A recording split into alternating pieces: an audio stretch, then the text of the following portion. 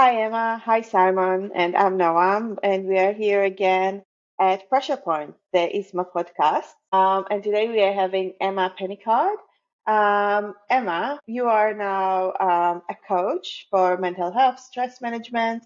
You came from hospitality industry in your faraway past, and for the last almost 20, you are coaching both one-on-one, groups, teams, both in industry and private life. Would you like to tell us a bit about yourself? Yeah, thanks, Noam. And thanks both for having me today. So, I mean, actually, my official coaching, like as a qualified coach, I've been doing for 6 years. But when I worked in my previous industries, I did quite a lot of my management style was very much coaching. So I guess that's how I came into coaching. That was my style.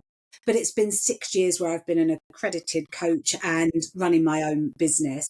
Shall I tell you a bit how I kind of came to that? Yes, please. Yeah. Okay, great. So my background was, yeah, travel industry and hospitality industry. Did that for 25 years straight from school. I only worked for a couple of companies because I guess I was lucky with who I was employed by. And I really loved my work. I guess maybe I loved it a bit too much though. So I now refer to myself as a recovering workaholic. Um, I didn't know at the time that that's what it was, but clearly I can see that now. So at the time, what that I guess looked like for me is, I worked a lot of long hours. I did travel a lot, which added to the mix, of course. So it was hard to have routines at home because I was often away. But it was a brilliant life. It was a lot of fun. But I guess something that, again, I didn't know at the time is I just didn't really look after myself that well. So I had quite a lot of unhealthy habits. I was a smoker, comfort food eater, didn't really have great healthy habits either. So never got enough sleep. I didn't go to exercise classes or anything like that. Because again, I would say, well, I can't because I'm not. I don't have the same routine every week. A lot of it was an excuse, but at the time it kind of made sense to me. So I think what happened is the overworking together with not really looking after myself very well, I did experience a lot of stress, a lot of anxiety. I just kind of thought it was part and parcel of working life, but actually it was more than that. And for me, where it became, I guess, a real issue was then when I went on to have my children, suddenly having something that was even more important to me than work, but work was still really important and trying to juggle the two. I just ended up not just more stressed, but what I'd say is I ended up really unhappy because obviously I had my kids that I loved dearly and my family, and I still really loved my work. But actually, I didn't really love my life because I was just felt pulled from pillar to post, never then had any time for myself at all. I never had much, but I really didn't have any now. And I think I just got on this path where I was unhappy, really stressed, and actually I was on that road to burnout. I luckily didn't get there, and you'll both know that. I mean, that term's overused a lot. Proper burnout is, you're in bed, you can't function. I didn't get to that. I think that's because I had a very supportive workplace. But yeah, it all of these things, I guess, ended up with me being unhappy. And so to come back round to what I now do is I then decided 6 years ago I realised something had to change. So I decided to retrain as a coach. I left the company I worked for so that I could have better balance in my life. And I did that. That was really successful. But what added into that is while I was training to be a coach, obviously you have a lot of coaching yourself, which I'd had before. But this time it really helped me recognize what was driving that overworking, um, understanding my habits. And I really made some quite major changes. Well, in leaving my job was a major change. Actually, I guess the other changes were smaller, just in the way that I lived my life. And while I was doing that, I came across so many other people that I realized felt the same as I had. And I thought, well, there's something here, because actually, if I'm feeling this and wasn't speaking up about it, if I speak up, share my story, I can help other people that are feeling the same. And that's what I now do. And I help my clients, I guess, to have success without stress. That's one of my phrases I would say. But I really help them to be able to make some quite small, simple, but transformational changes, not having to leave their jobs and things like I felt I had to. It doesn't have to be a big change. It was actually probably those smaller things that now have made such a difference to my life. So that's what I do. So I work a lot with leaders, or individuals as well, but it's all through the work context, albeit we look at the whole person, because we're not just work and we're not just home, are we? We're everything. So there's usually a work element. You don't have to be an overworker to work with me by any stretch, but there's something you want to improve around work. So it might be leadership, it might be well-being, and often it's the two together. Yeah, so that's me. Amazing. So before we keep on diving to your journey and your practical tips, you were mentioning that once children came, it was with balancing the work, the career with the children. This is something that a lot of women are experiencing. But we have Simon here, so I have a rare opportunity to ask a male. Do you experience that as well? Definitely in my previous work, because I used to work on sociable hours, work within the football coaching industry. It would be evenings and weekends. My son at that time was quite young, so he would go to nursery or school year one, reception sort of age. So I'd be left or, still dealing with things before he went to school. Then I was out, so I wouldn't see him. So the support from my wife at that time was quite minimal in relation to being there. So it is more difficult. When I was made redundant, obviously I was spending a lot more time with my family and son, and I could do a lot more. So working from home and getting better work-life balance definitely changed that, which is good, But I speak to a lot of guys now. There's a guy whose son plays in the same team as my son. He works in London, so he leaves at 4:30 in the morning. He works all day within London, comes home probably about 7:30ish, really tired. So when you're turning up, you're not, your best. You're like the tired version of you. That can be irritability. You can be a little bit shorter with people. You may try your best, but fundamentally, you're then going back to sleep to then get up and repeat.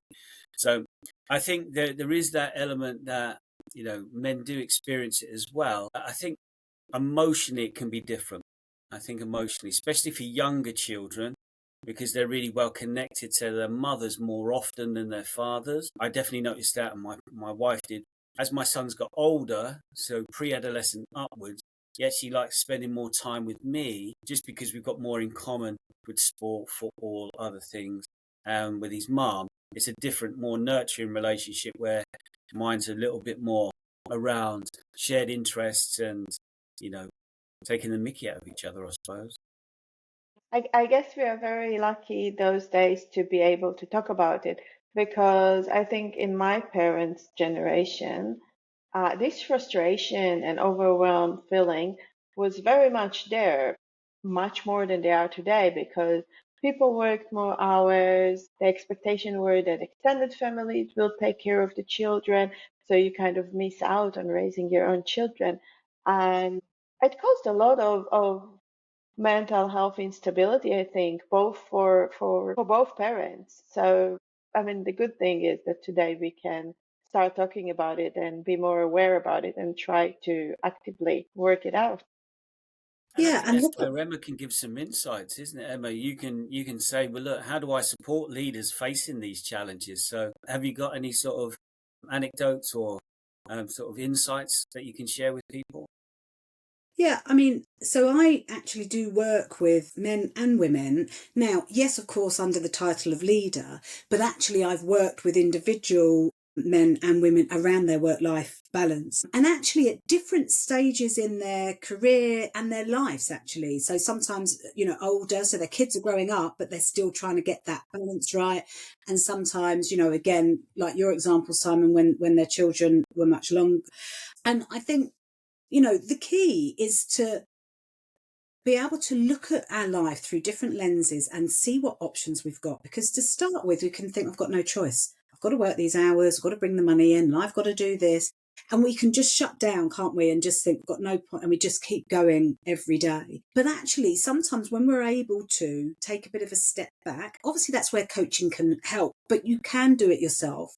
It's being able to take some time to reflect when we're in a calm place and think about, okay, what options have I got and what small changes might make a difference? Because again, we're always thinking, well, I can't just quit my job, but actually, is there some flexibility at work that would enable me, even if it's once a week, to leave earlier? Do both partners have to be there, or can we look at what one does one day, what one does another day? And actually, where you're able to look at it as a team as well, those of us that are lucky to have supportive partners, I think that makes a huge difference. But if not, with our extended family, looking at it as a team to say, okay, how can we make this better for everyone, and so that it doesn't just fall to one person, which again, I think maybe years ago, certainly my parents' generation, it did. That all fell to my mum. Whereas now, I think we're lucky that in most cases, both parents want to be involved, don't they? And so it's finding how that can work. So I guess it's about options, Yeah. Yeah, I think that's quite a big part of this, isn't it? Is recognizing how to help people reevaluate where they dedicate their time and effort and time and energy.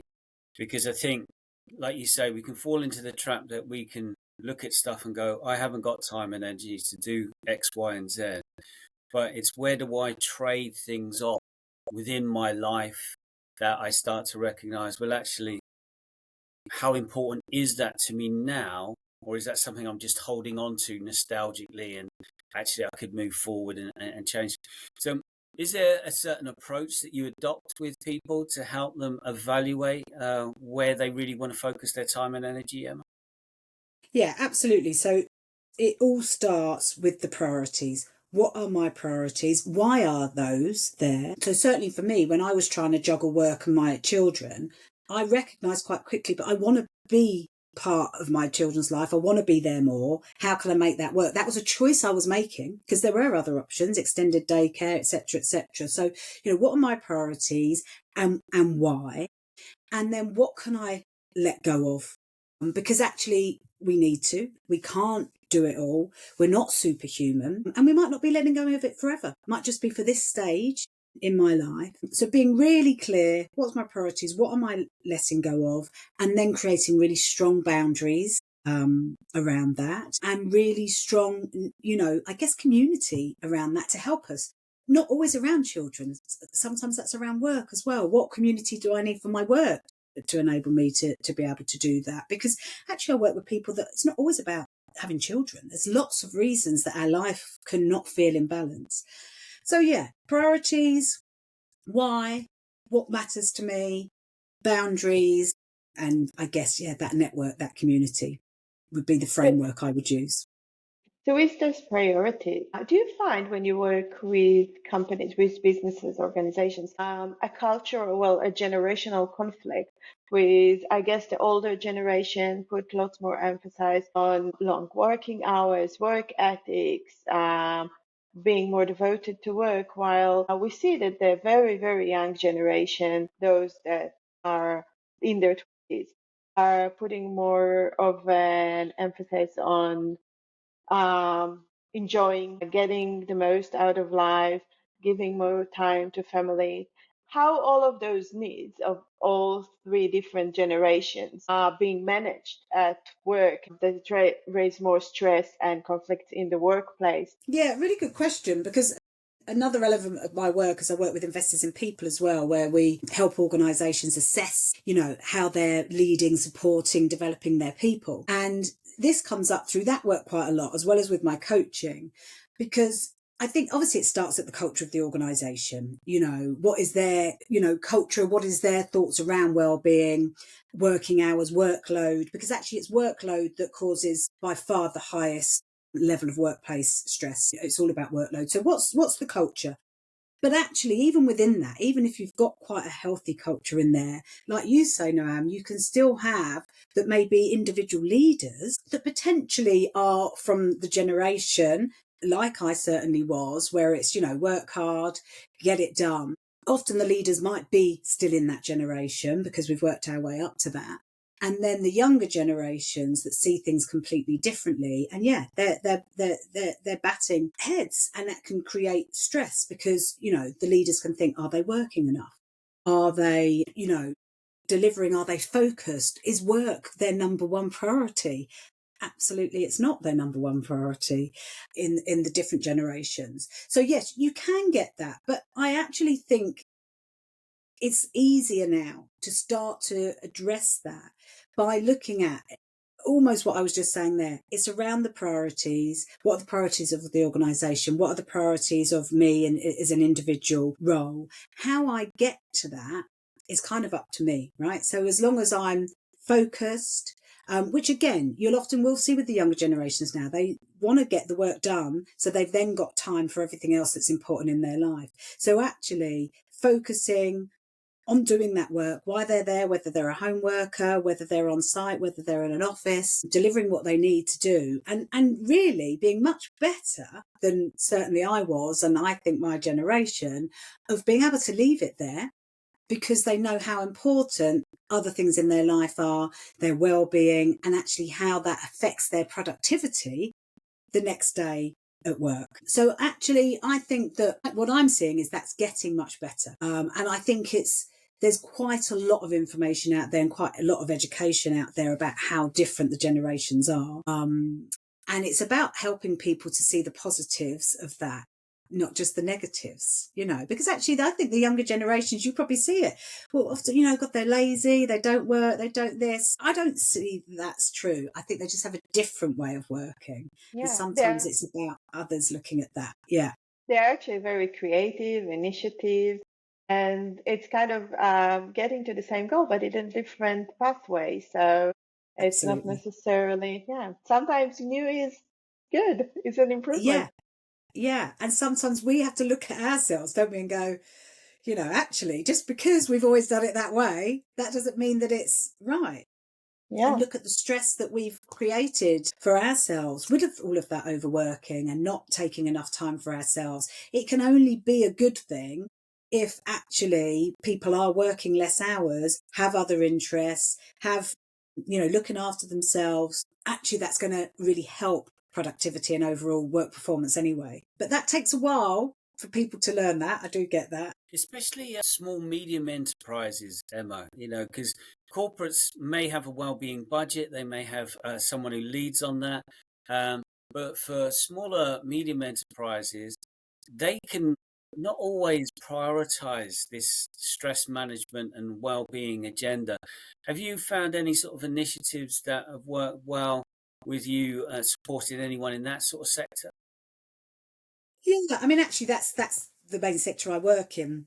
Kind of medium size, I guess, and sometimes smaller. I don't really work with corporate so much. And the reason being for that is actually I feel that when they do make a decision that they want to improve, whether it's, well-being or particular certain areas, actually it's not a tick box for them. They actually are really invested in it. But it's getting them to that point where they feel that they can invest, I think, is the challenge and probably what leads to your question. And actually, I think that those organisations quite often look at things from a leadership point of view. How can we improve things from, how can we improve our leadership of the organisation? Because that will then help our people. And I think that's where it starts, because actually if leaders aren't making time for themselves, getting a hold of their stress, then obviously not only does that affect those that are reporting to them, but also they're not role modelling it. So that's often the way. It's interesting, I find, that SMEs will often spend money at the leadership level before they will elsewhere. For me, wellbeing always comes into it, whether or not they know that at the time, but it always does, because it's such a key part of that leadership journey. So that's been one of the ways I've done it. But the other way is actually, I think that organisations are quite responsive now to trends, and you do get trends around, where we've just had Stress Awareness Week. Okay, what can we do around that? Getting in with little bits and pieces like that again, some of the younger generations will be aware of, using those things on a small scale and then trying to, from there, help the organisations to see what other needs that maybe they've got and that they need help with. But it is challenging, right? Because obviously budgets are tight for everyone, and it's about choices where you spend it. And we're not at the stage yet, I don't think, where people realise the more we can help people with the well-being, the more actually that will help overall productivity. So there's still quite a long way to go on that, I think. And where do you feel it lies with personal responsibility and accountability as an employee to turn up and be your best? And then where the organisation has a duty of care for well-being. And me and Noam were talking earlier about ISOs and how they can support standards within the organisation. What's your sort of experience around that sort of area? Yeah, I mean, obviously, organisations absolutely do have a duty of care. I don't think that I don't think that enough organisations are aware of that. If I'm honest, and I don't know what the answer is about that, because actually there is, you know, risk management, all of that stress comes into that. So there's a lot around that. But if I park that and answer the other bit of the question about the individual responsibility, I actually do still think it has to start there. So, and the reason I say that is my experience is I worked for such a people focused organisation, incredibly supportive, and yet I still continuously overworked. You know, there was times when they would kind of say, look, you know, Emma, you've got to go home. You're the only one in the office. You can't stay here on your own. That's not safe. But they were thinking more of the safety of, you know, health and safety being in the office on your own at the time. They were incredibly supportive. I could go to them for anything. Like when I had my children, I worked flexible hours.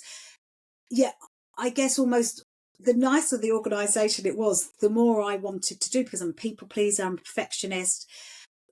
Really, it was only when I recognised my behaviours and made those changes that I could look back on all of this and see, you know, I guess what was missing in my life, where I'd kind of gone wrong, as it were. So I think however much an organisation can support, and they are legally bound to do that, and also if they're the right kind of culture, they want to help their people, there's only so much they can do. And I think, you know, there might be all sorts of different things that they have in place, but we always find ways around it. So some organisations now do things around emails. You can't send those out of hours. It doesn't stop you writing them in drafts if that's what you want to do. You know, if that's what you feel you need to do, you're still going to do it. And it's really hard for an organisation because they also want to be flexible and allow people to work different hours. So then you get an email from somebody that's working different hours from you, and you might feel like you want to respond. Like, it has to be down to your own boundaries. Yeah. I think personally, yeah. Yeah, and I think self-awareness is a key tool then within that. Because again, me and Noam were talking earlier, and I saw a post on LinkedIn at the weekend about how some people are critiquing or criticizing mental health first aid, saying it doesn't do enough. And it's like, well, it does what it's supposed to do, which is raise awareness, destigmatize, and help people signpost to next steps. It's not there to be a one size fits all. It's very similar to St. John's Ambulance. They're going to dress your wound. They're not going to start, you know, changing your life for you. And I think this is where sometimes, how do we make people more self-aware? Now, we had a great guest that we were speaking to the other day about, do schools need to do more on this? Do workplaces do enough around induction of, are you self-aware enough of where, you know, things become challenging or difficult for you, and how you then take approach? What's your thoughts on self-awareness and the role it plays within managing well-being? Yeah, I think it's a really good question, Simon. And for me, probably that's half of the work I do is around self-awareness. So I deliver quite a lot of group coaching workshops. And if I'm doing a 2 to 3 hour workshop, half of that will be around the self-awareness, because that's our first step, is being able to recognize this in ourselves, and then after that recognize it in others. And something I talk to my clients about is, what are your signs that you're coming down with stress? So in the same way that we recognize, gosh, you know, I've got a tickly throat. Oh God, I think I might be coming down with a sore throat. Maybe I better go to bed early tonight, or maybe I'll, you know, go and get some lozenges. Our body does exactly the same thing if we're starting to get stressed or overwhelmed or any of these high negative emotions. There are those signs. And if we can tune into those really early, then we're able to then take some simple steps. And it might be as simple as, okay, I need to make sure I don't work this weekend, or I need to make sure I get a few early nights. It can be enough to turn that around. But the problem is, we're not necessarily taught what those are. It's very easy to think it's something else, or it's easy to think that something else is more important. So we ignore it. You know, even if it is there, we often ignore these things. And we then go to the stage where it builds up, and then we need more interventions, don't we, to be able to help them. So self-awareness, I think, is huge, spotting those early signs. But in addition to that, actually realizing that we need to be proactively trying to manage and reduce our stress all the time. So even if we think we're not stressed, what are we doing to look after ourselves? What are we doing to make sure we're getting enough sleep, moving enough, eating well, relaxing, getting connection? We need those in our lives, whatever.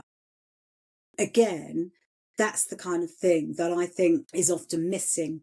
And when you talked about the mental health first aid, I think that's a brilliant thing. But it's for people when they have ignored all of these signs and they really need some help now. We want to be helping people before that, before it gets to that. You need both sides, and that's often the bit that doesn't happen, is it? So that's the kind of work that I, for those organisations open to it, that I help them with. Yeah. So for those who are listening to us now and might not be aware of those signs, but are a bit maybe feeling overwhelmed from work, what are those signs? Are there general, are there individual signs? Yeah, so there's common themes. Okay, so certainly I do think it's individual, but there's common themes. So it might be that our sleep's starting to get affected. There can be physical signs. So some people might get headaches or gastro. That's often what mine is. That can be things people can get flare-ups of IBS or that kind of thing. So it can affect our gastro symptoms, can affect our heads. Can be things like actually people can get hot and cold. Actually, that can be an early sign. So sometimes people will say, I think I'm coming And down it's with not something. menopause. No, and it's not menopause. That just adds in, that's another joy extra. But yeah, certainly we can get that. And sometimes it's things like clammy hands, things like that. Overthinking. So, stress can certainly start to increase how much we're thinking, negative thought patterns, overwhelm, things like that. So usually I would say with people, there'd be some physical and some mental signs. So for me, my early warning sign actually is my eyes get really tired, but not only really tired, they kind of ache a bit. And it's almost like, it's more than when I'm just tired. It's kind of like, well, I can't take anything more in. It's telling me you need to have a break. So I get that. And also, like I say, gastro sometimes, and my sleep gets affected. So they're quite common ones, but they can be different for different people. So it's about being able to tune into those quite early and then recognizing what are they beyond that, because again there'll be other symptoms then that then can obviously become, I guess, more kind of chronic. But actually when you ask people and they take a minute to reflect on that, most people can go, yeah, actually I think this is mine. And I get that quite, oh, I hadn't thought about that, but actually yeah. So again, we don't stop and ask ourselves, do we? But Yeah. it's not as hard as we think to tune into that when we give ourselves that time to reflect and build that self-awareness. Yeah.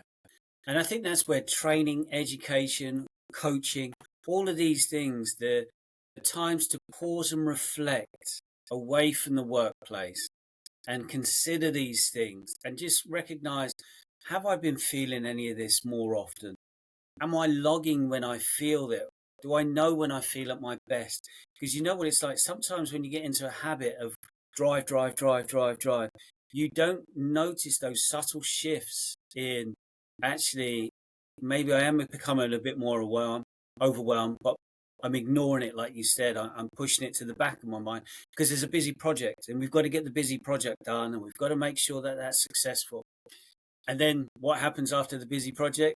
There's a new busy project and you think, right, okay, do we pause? So when you're thinking about managing these situations, how do you help people look at their unhelpful habits?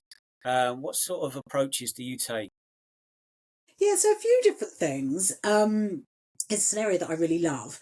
I guess first of all, it's understanding what's driving that habit actually.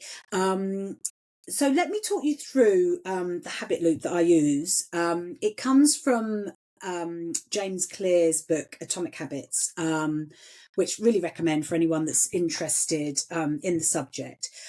So James says that there's 4 stages to every habit. So let me talk you through that.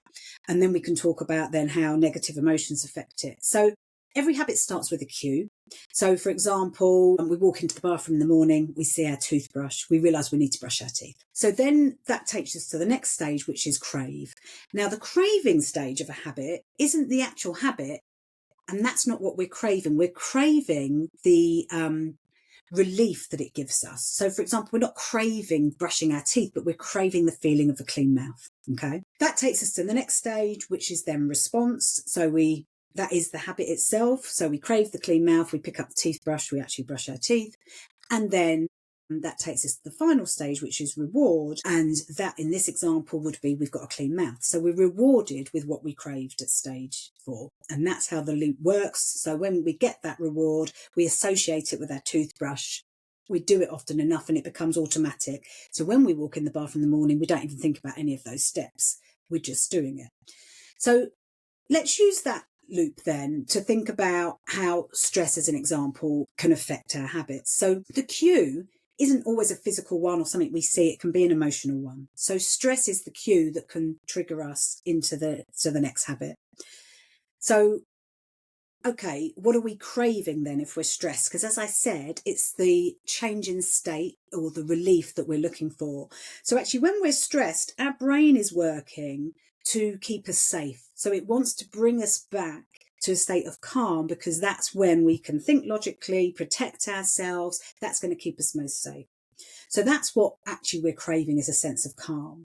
So how we would get a sense of calm is going to depend for different people, how we respond to that. So it might be we have a few glasses of wine, it might be we eat comfort food, it might be we shout at somebody. We might respond in all of those ways or just one. But actually, it's the one that we do without thinking, automatically, and despite any consequences. That is our automatic habit. So if, for example, I have a couple of glasses of wine one night because I'm a bit stressed, but the next time I'm stressed, I don't do that, and the next time I'm stressed, I still don't do that, that's probably not an automatic habit. That's just a choice that day. Whereas if 9 times out of 10 when I'm stressed, I comfort eat a box of chocolates, that probably is my automatic habits taking over. And then obviously, what are we rewarded with? If I act in all of those, one of those ways, those automatic responses, it's going to make me feel calm. So I'm going to have a few glasses of wine, I feel calm, I've got what I needed in that moment.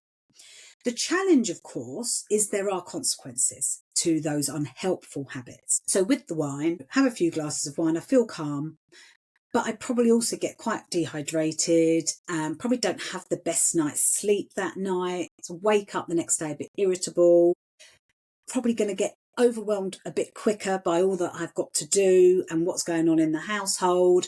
I'm going to end up as stressed as I did the day before by the time I get home. And so what am I going to do? Open the fridge, reach for the bottle of wine again. And of course, if I keep doing that, that's going to lead to long-term consequences, of alcohol addiction and the consequences that come with that. So it's very easy to get triggered into those habits. We all have them, and there's a lot of positives to habits. But when we recognize these unhelpful ones, we need to backtrack and go, okay, what is it that was driving it? And it's that stage 2 that I was talking about. It's that craving. And it's recognizing, okay, what is it that my brain is craving? So if I'm stressed, it's craving calm. If I'm anxious, it's craving control. Let's give some other examples. If I'm angry, it's craving understanding.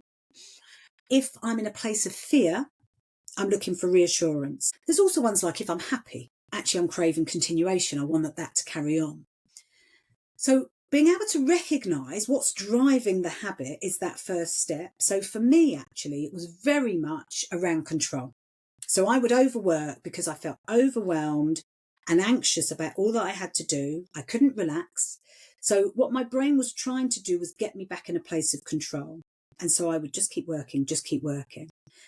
How I flipped that when I did my training as a coach and started to understand some of this was actually, I went, okay, I just need to know that I'm able to get this work done at some point. So I would do a to-do list, but more than that, I would plan things. And I still do this all the time, plan out in my calendar when I'm going to do all of those things. That would then enable me to go, okay, this is going to be all right. Feel in control again, could relax and stop working. So what I now help clients to do is to really think around, okay, what emotion is triggering this habit? What is it? And quite often it's around anxiety or stress or fear. They're the most common ones. So thinking, okay, how else can I get that feeling of control? So not just giving up, not just saying, oh, I won't drink anymore, because I'm still going to be driven to have that sense of calm. So I need to find something else to give me the calm. So what are my other steps I can build habits around? Will going for a walk do the same thing? Will doing some meditation do the same?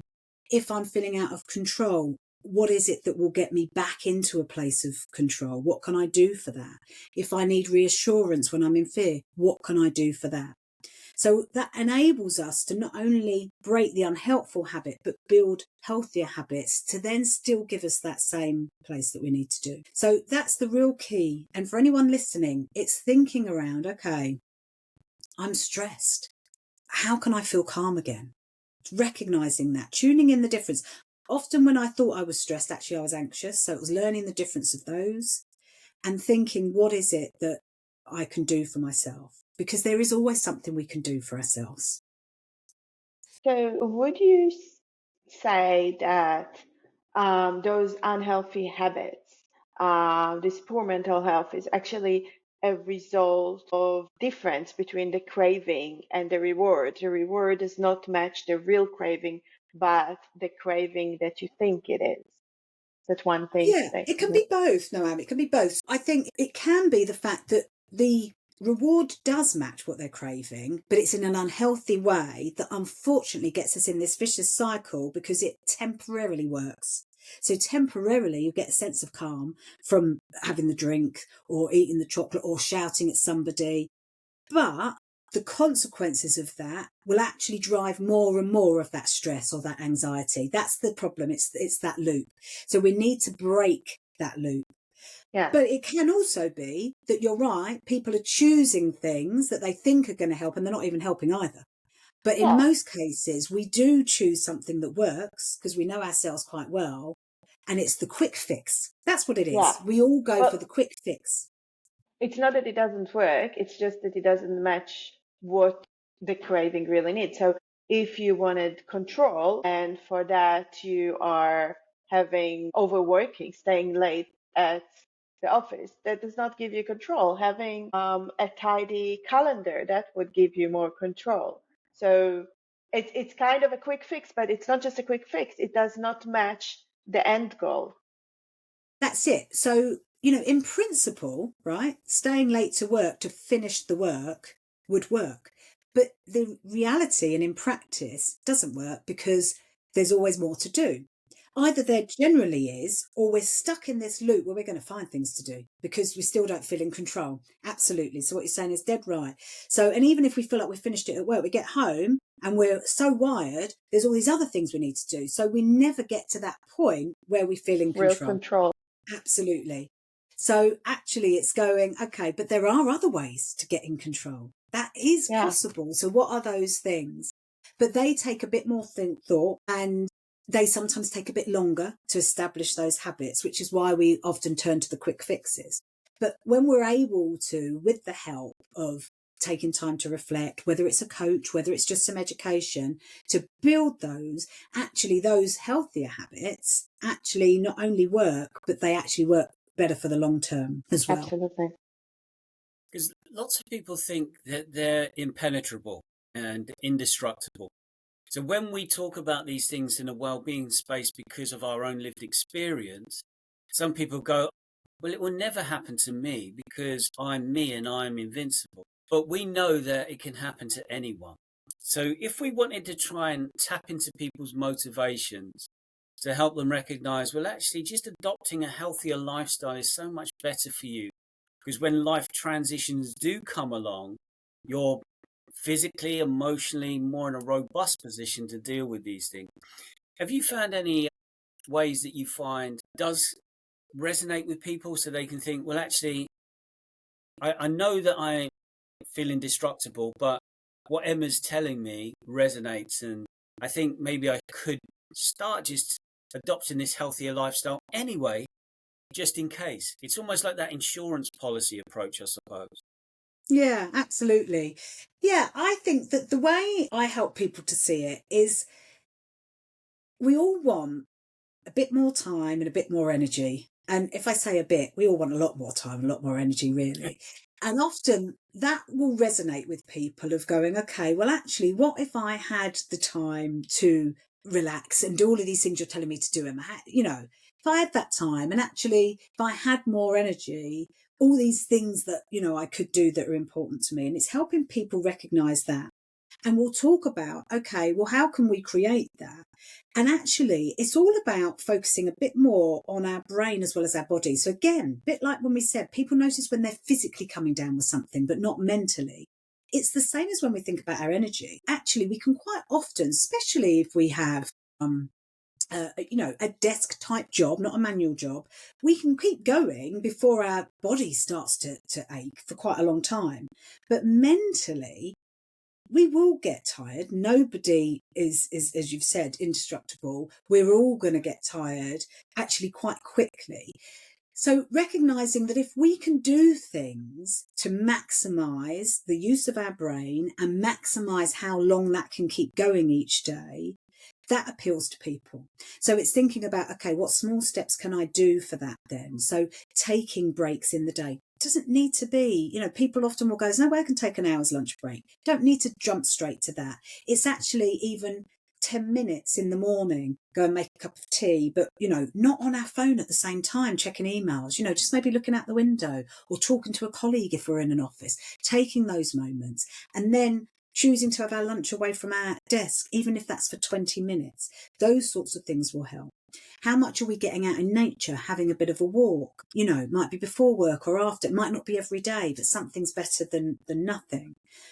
How much time are we relaxing in between finishing work and whatever we've got going on at home and sleeping? Because relaxing and sleeping are completely different things, both of which our brain needs. So, it's about thinking about really small steps that we can take, noticing the difference that actually has to our energy and then our time as a result. And then when people can see those little bits of change, they're actually interested in, okay, what else can I do here? And they recognize the bits that make the biggest difference. So I guess it's about helping people see the pain points they've got, however much they're brilliant and they can work long hours and all of these things, but recognizing, oh yeah, but I do get a bit tired and that I can't think straight, and recognizing those things and those small changes that will make a difference.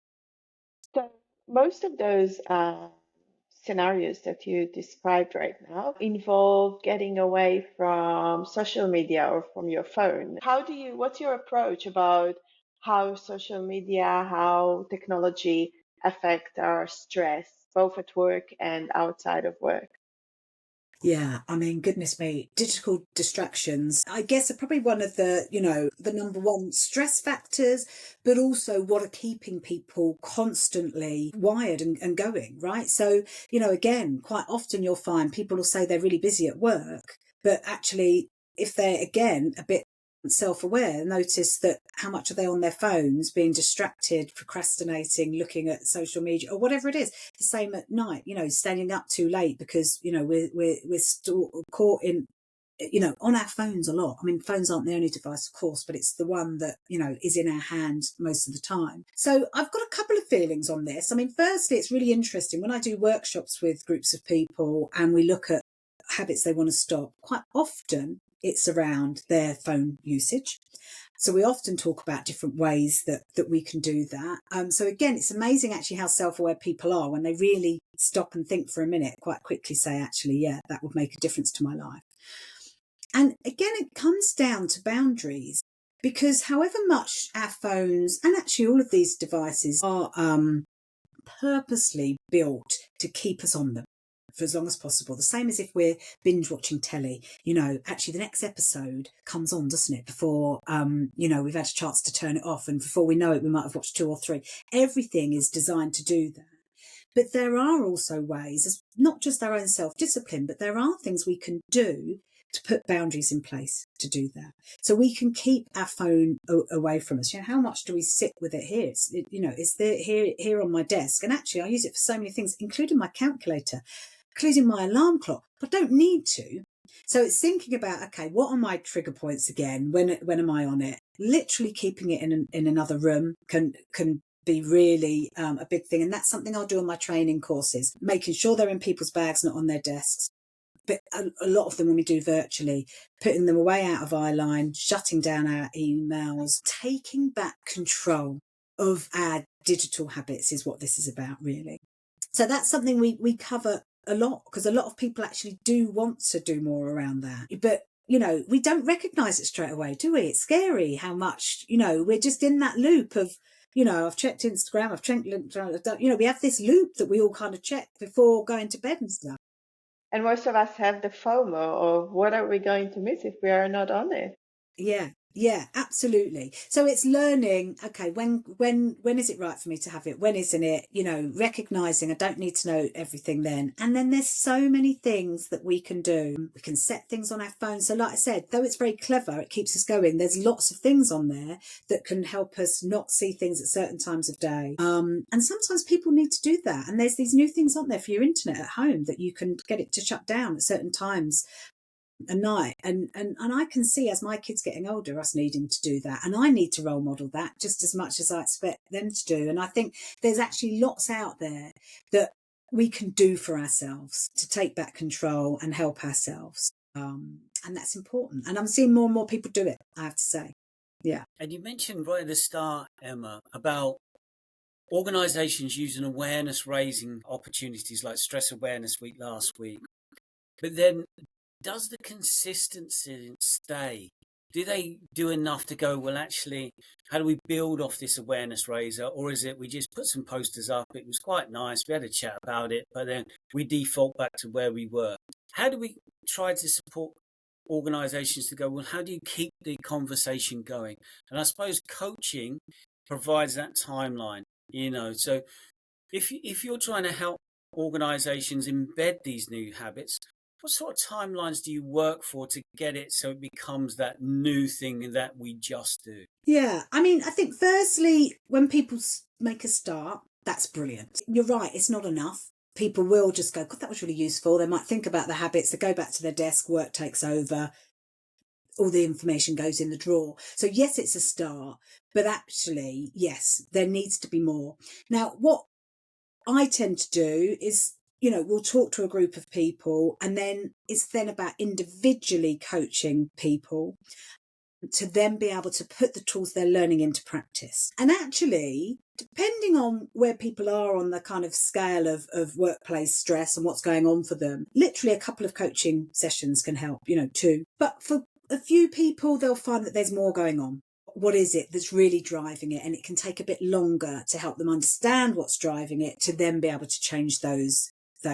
It's so that can be more. But again, if it's individual coaching, you're still probably talking maybe 6 sessions, maybe 8 sessions. So it's still not actually a huge commitment in time and money, not as much as people think it is if it's at an individual level. If an organisation wants to keep it more of a group level, then absolutely that still works as well, because you can look at what are the key themes going on within that particular organisation that are driving it. So yes, there'll be things around people's individual habits, but what else do we need to look at? So what is going on around the leadership and the culture, and what can we do to help people? And also, you know, what kind of strategy do we need in place around well-being? So, you know, to make it more than the tick box that we often hear, but also still sustainable for the company to be able to have in place, and looking at things like that. So, but again, it's still the same as it is at an individual level. It's around bringing in some things and doing them often enough so that just becomes the way the organisation works. And again, I think people always think that it's such a big shift. And actually, if you've got people engaged in it,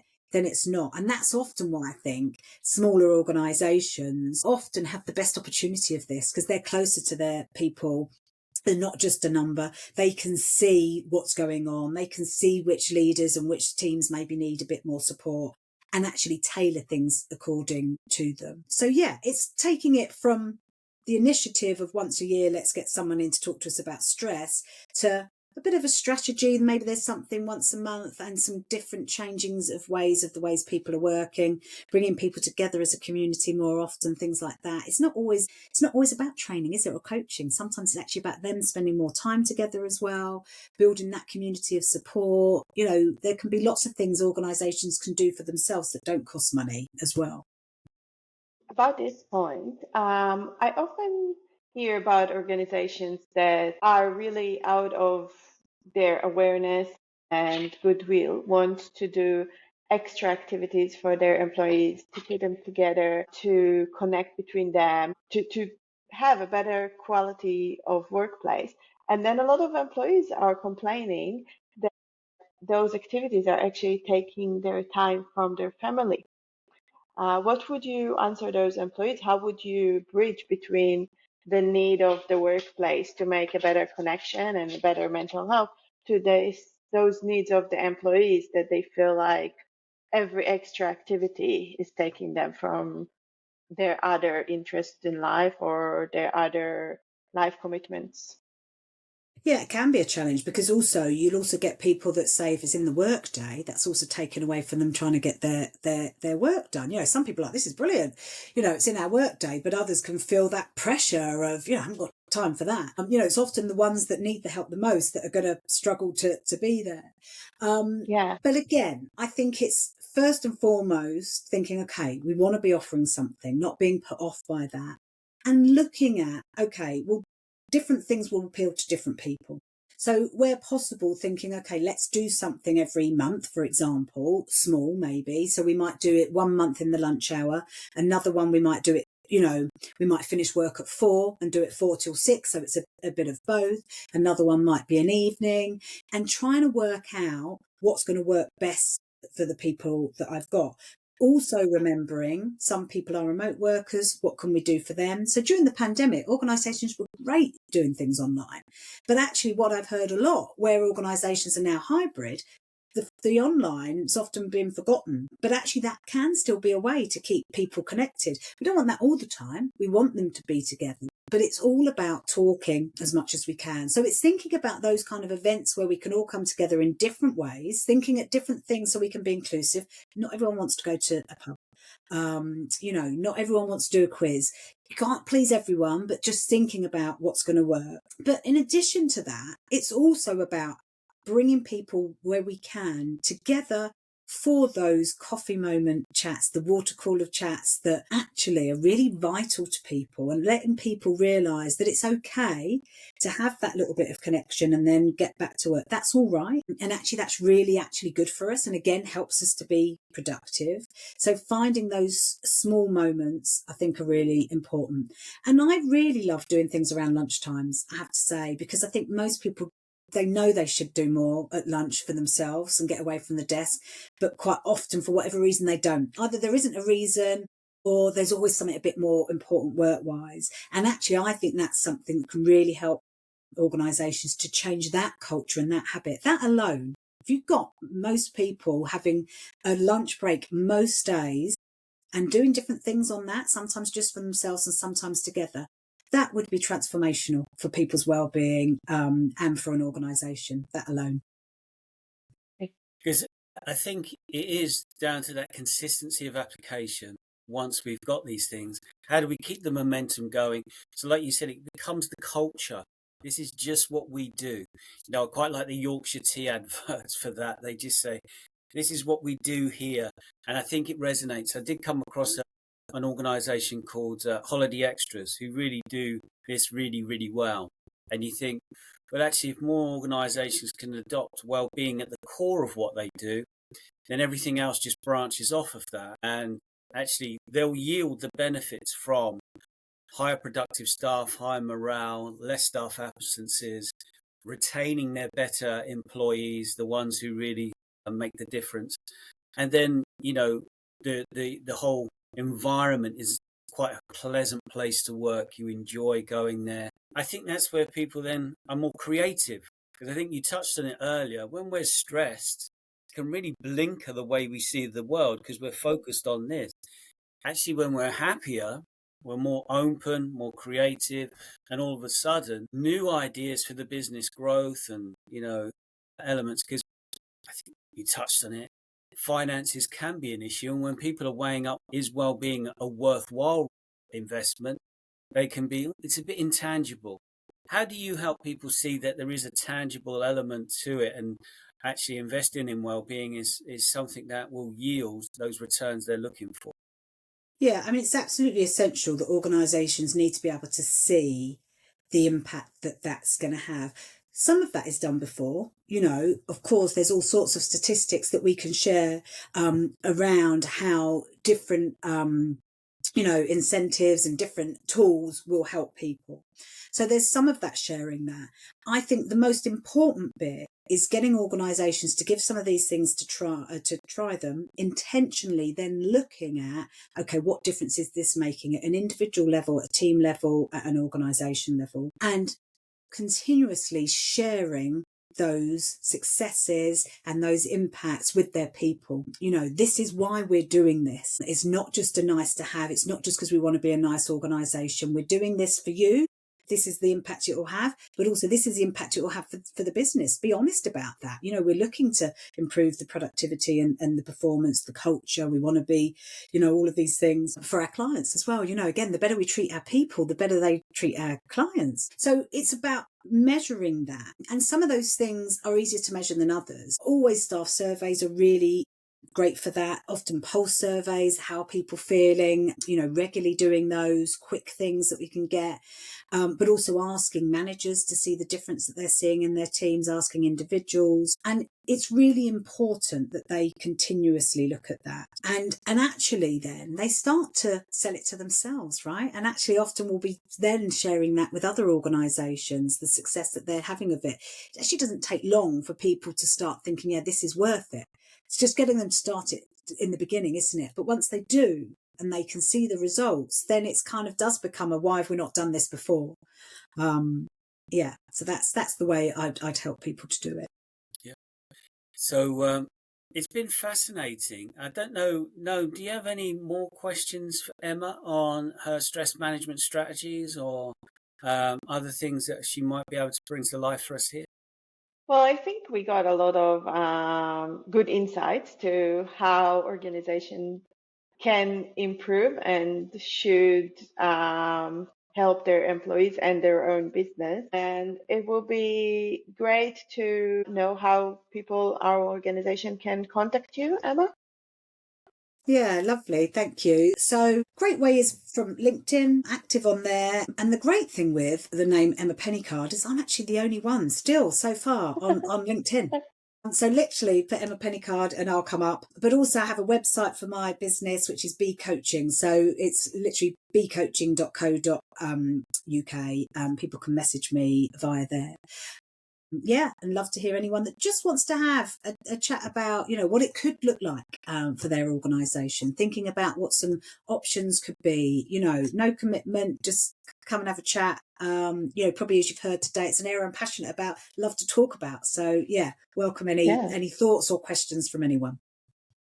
Thank you, Emma. It was really, really good to have all of those insights and tips. And it sounds like you actually use them on your own. So you're not just telling others about something hypothetical. It's really practical in your life, which is the best example on how to do things, isn't it? Absolutely. Yeah, I absolutely walk my talk. I think, I've needed to do that for my own life. But also, I think, I've got to role model this stuff. In the same way we say leaders need to, I've got to be role modeling it myself. And it's made a huge difference to my life. So it doesn't mean to say I don't ever get stressed. I was quite stressed last week in International Stress Awareness Week because I was quite busy, so I had moments, but then I knew what I needed to do at the weekend to recover, recharge, and, be all right for this week. So, we're all human. It affects us all. But there are things we can do about it. And I want people to have that optimistic feeling about that. So, yeah, it's been a pleasure to chat with you both. And thanks for letting me share my story and the work that I love to do. Thank you. It was a pleasure for us. Yeah, it's been wonderful to have you on, Emma, and to get the insights into how you conduct, the way that you work with people, and then also how you help them shape those new habits collaboratively with them to get the results that they want. So thank you for coming on and sharing those tips, advice, and approaches. Thanks, guys.